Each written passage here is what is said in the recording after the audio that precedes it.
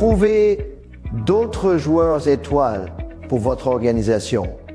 Commencez par analyser le joueur étoile que vous avez. Supposons que vous avez au moins un joueur étoile. Voici ce que je vous demanderai de faire.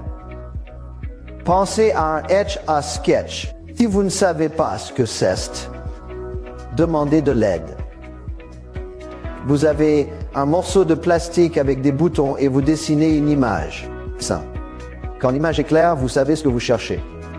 Pensez à un joueur étoile et utilisez etch à sketch comme métaphore.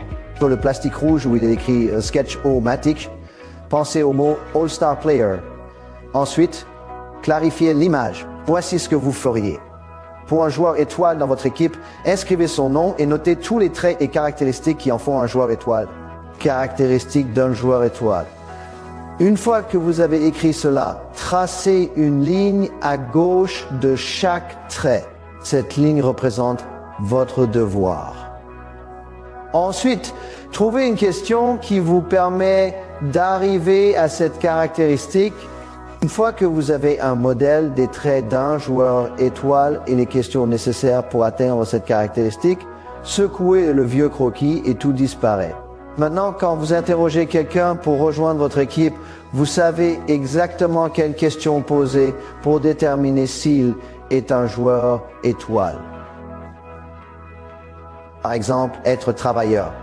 Si vous avez écrit travailleur, quelles questions poseriez-vous? Ou si vous écrivez aime apprendre, quelles questions poseriez-vous?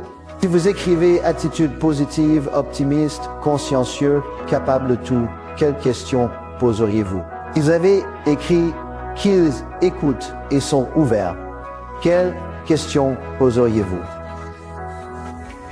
Quelles questions poseriez-vous? Utilisez les caractéristiques d'un joueur étoile pour votre prochain entretien, promotion ou coaching. Prenez le temps d'observer attentivement votre joueur étoile actuel. À quoi ressemble vraiment un joueur étoile pour